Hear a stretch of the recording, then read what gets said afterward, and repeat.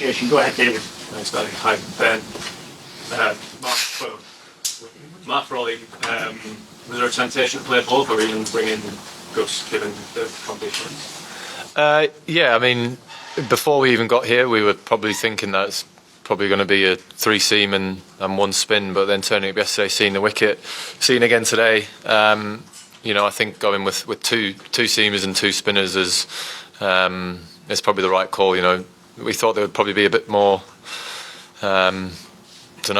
grass on the wicket just because of where we are, but overall I think the wicket looks an absolute belter. So playing the 2 seamers and still having our 2 spinners, Bash and Tom, I think gives us a good mixture. And when you're a little bit unsure about what it could do as the test match goes on, confident with the team we've gone with.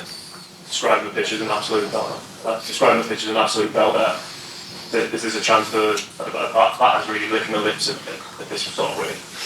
Yeah, it looks that way. As saying, if I was captain of a one-day team here, I wouldn't want to win the toss because I wouldn't know what to do just because of how good the wicket looks. But yeah, again, we'll just have to wait and see how it plays out, and especially how it plays tomorrow with whether we're bowling or batting first. I think will give us a better idea of sort of how the game needs to play out. Is there a chance to finish the 2 on a high, salvage some success from that? I suppose do you still regard it as a success? Yeah, I think 3-1. You go, it's not been success, but I look at it sort of differently with completely different angles from that. I think we've definitely progressed as a team, albeit we've not got the results that we wanted. But 3-2 sounds better than 3-1 or 4-1, and that's obviously what we're looking to do. We'd obviously look to win every game that we go out there and play. It's not worked out in terms of that way when it comes to results, but we've got one last push here, which has been a great and long tour, as India always is when you play 5 games. But we've got one last big push here. Great ground to do it at. Lots of BeanymanNews coming in to support us this week. So very excited for this week. Vish, Chris, and then Will. Ben, yesterday you said it was probably not the case that you were going to bowl, that you wouldn't be selected in the teams if you were going to bowl, but it feels like maybe the uncertainty with conditions to a point and the fancy sack suggests that might have opened up again. Is that the case? Or sorry, I had to ask. It's an unbelievable way of thinking about why we've selected the team, Vish. But no, it's look, every time we picked a team throughout this tour, it hasn't been with any indication of me bowling. If I do bowl any overs in this game again, it will be a bonus, sort of like we've picked the team for the 4 games before this. Chris? How are Ollie and Bash shaping up? They're not very well. Yeah, that means nothing to be too concerned about. They both woke up with slightly upset stomachs, and obviously with the day before the game, you don't want to put anybody else at risk, so we just decided to keep them away from the team, considering it's the day before the game. I understand a couple of the officials have come down with something similar as well. You just trying to safeguard against the bug breaking out like you had in Pakistan. Yeah, it's a sensible thing to do. When you've got so many people in such a confined space all the time, you want to try and limit the chance of it spreading. So keeping the 2 guys who are slightly unwell back at the hotel away from the guys today is a sensible thing to do. And you're confident Bash will be fine tomorrow morning? Certainly hope so, yeah. Will, please. Just on a similar note, Ben, have you got a contingency for if Bash doesn't pull up okay? Would that be a Gus debut or Dan Lawrence? There's actually not too many of you here now. Probably only 2 choices. I mean, if that's the case, we'll obviously have to consider what we think's best. But no, not sort of thought that too far ahead. As I said, it's not a major issue. We just wanted to safeguard against anything spreading to someone else. Just on the one change to Woody for Ollie Robinson, that decision was presumably made before Ollie went down ill, and is it just a conditions thing? Is that a conditioned decision about which kind of quick bowler you want? Yeah, and again, like with it looking a very good wicket, and we do feel like it looks like a wicket that could actually have a bit of pace and carry in it. So when you go your 2 seamers, obviously Jimmy's been Jimmy this trip. He's been absolutely awesome, and having a fresh Mark Wood on a wicket that feels like it's going to offer some pace.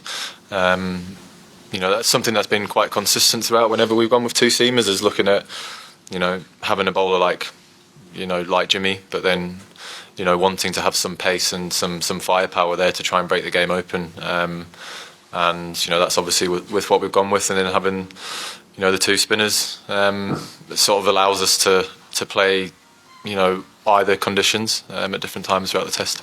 And just on Ollie, you obviously spoke very supportively of him this week, and that's what I'm saying, but was he kind of desperate to, after a tough first outing back, was he desperate to get that opportunity this week and to kind of put it right? Might be a bit simple, but put in a big performance after last week, or was he a bit gutted not to maybe that? Yeah, I think that's that's everyone's mindset should be desperation to play, regardless of how things work out in a game before. When it comes to selection, as I've said over and over again, we pick the 11 that we think is going to give us the best chance of winning. And last week Ollie was part of that, and this week he's not, because we've gone with Woody with his extra pace. And yeah, as I said, everyone's attitude and desire should always be to put a performance in, and regardless of how something's gone the week before or anything like that. And I'm pretty confident that everyone who's on this tour and has been in the squad, that is their mindset. We'll go Ali and then we'll take two at the front.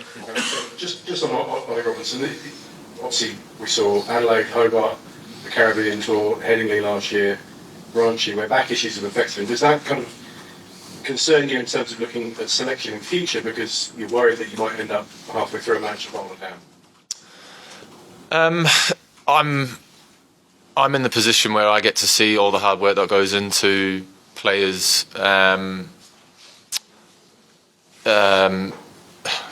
gone blank here. Players' effort into giving themselves the best chance of being on the field.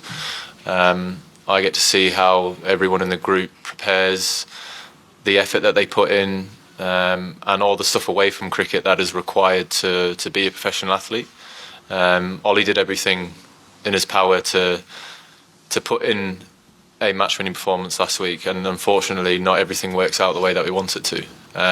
So when you see someone putting in the hard work and showing that desire to not only be physically fit but mentally fit, whatever it may be, and then something happens to them that is uncontrollable, you can't really moan about that. Yes, it's not been the first time, but if someone's not doing the right things away from what we see on the TV or on the field, then you can question that. But when you see people working as hard as everyone does, it's very hard to go against that person, if that makes sense. As I say, I get to see everyone's work ethic that they put in towards what it is to be an England player and an international player. So, yeah. Two at the front, man with the cap, and we'll take one more. Go ahead. Ben, just wanted to ask, you guys came here with a reputation on your back. We've seen that incredible Ashes series that being 2-0 behind, you guys made a comeback and almost won the Ashes. And now when we came, you guys came here, won the first test after coming back from it. But after that, the way the series has panned out, and India probably haven't had their best of their players, some of their players missing. So how disappointed are you as a captain? Probably this was, we all thought that this was your best chance to beat India in India. But now the series is as it is, and so how disappointed are you as a captain? And is there any disappointment in your dressing room as well? Yeah, it's obviously going to be disappointment because we've lost some games out here, which means we've lost a series. But we've progressed so much on this tour before we played. When in a results-based business, that can also sometimes sound a bit stupid and deluded. But you go on about India not having some of their best players. You look at the players that we've came out here with. We were written off completely before we'd even played a series, before we played a game in the series. We had, Tom Hartley, Shoaib, Bashir. People couldn't believe that we'd picked them. But now you look at what they've managed to achieve on this trip. We've seen Ollie Pope, that innings that he played. We've seen Ben Duckett. Think about the last tour he had in India, seeing how he's came out here and played and how he's changed as a player and as a person. So when I'm looking at it from that of a progression of not only as a team but also from individuals, I'm very, very happy as a captain. I judge a lot of what we do as individuals as input towards the team, and everyone's input towards this team about wanting to grow and always constantly get better is what I've judged this tour on. 3-1 down, lost the series. When you look at it like that, you don't really then get a chance to look at actually how we progress as a team. And I've been very proud of everyone who's gone out there, and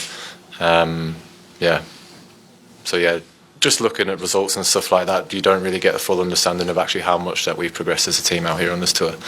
India's record at home is phenomenal. We're not going to be the only team to come here and lose a series, as their records show. I think saying because you've not had Virat, because you've not had some of your best players, is it a disappointing thing? Like, no. I look at how much a lot of individuals have progressed on this tour, and for me as a captain, it's good.